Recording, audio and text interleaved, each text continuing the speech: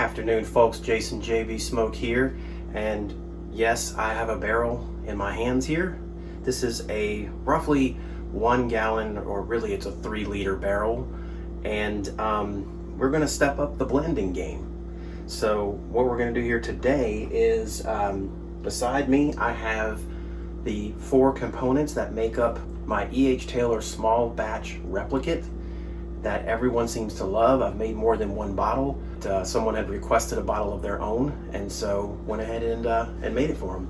But I got someone to get me a charred American white oak new barrel, and we're gonna put this juice in here and let it sit for probably about a month, and just see what happens, see what kind of effect it has on the blend, with more juice being blended and also it being blended in a new charred barrel. So let's get this thing started. I'm gonna move the camera in closer so you can actually see me fill this thing up, and let's get it going.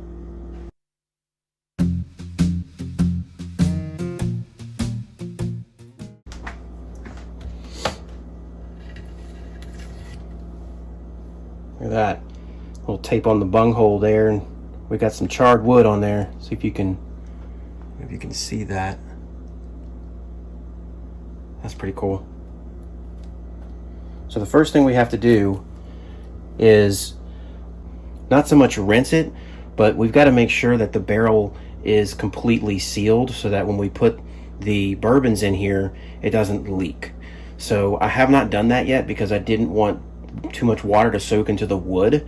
I want the bourbon to soak into the wood, because we're going to try to put a little more age on this and see what happens, right?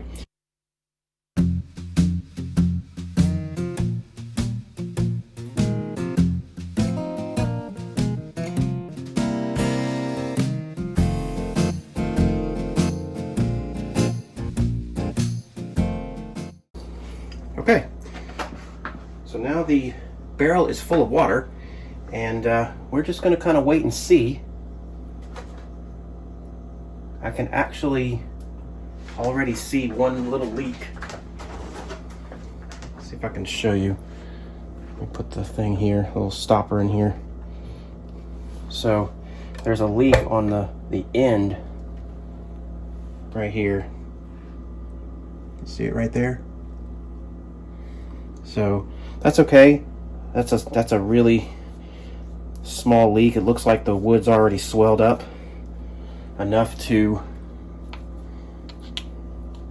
stop it from going any further. That looks like I just overspilled. So I'm actually pretty happy with this. So we're gonna pull this bad boy out right here. Go ahead and dump the water and start pouring the juice in. Let's do it. Each one of these are fresh cracks. So if you don't remember the blend, the first one is the King's Family Distillery, just their straight bourbon whiskey. This is just their normal offering, which is now a 5-year whiskey. I don't know if it says it on here, but it is a 5-year whiskey now. It used to be a 4.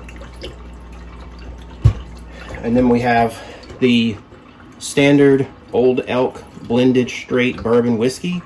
This one's actually not crazy easy to find, and that's because Old Elk is more known for their wheat whiskeys than they are their non-wheat whiskeys. So this one here, I believe, is a 4-year age on it. And then the last one, I actually opened it already, but it is an empty, or I mean a fresh crack. Just your standard Knob Creek 9, 100 proof Knob Creek 9. And then the last one, which I just pulled it, is your standard Wild Turkey 101. Nothing special about it. Now this is technically a handle, but the blend calls for a 750. I just can't get myself to buy a 750 only of 101 because it's like $25 and this is $40 and it's more than double. So, you know, I'm just gonna either measure it, or I'm actually probably just gonna pour this one in last and top it off. So here we go. without further ado, make sure this thing's empty. There we go. All right, so let's do it.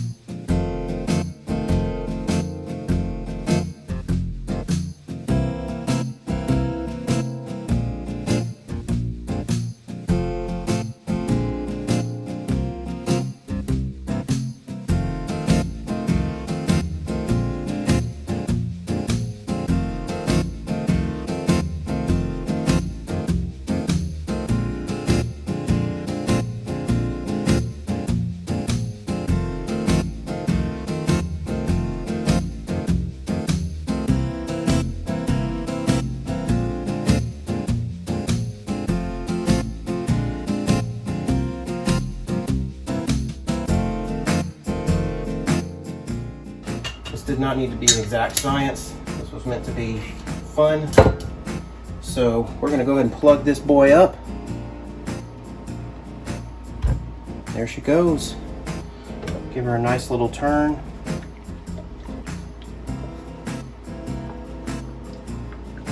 There we go. Give her a rinse.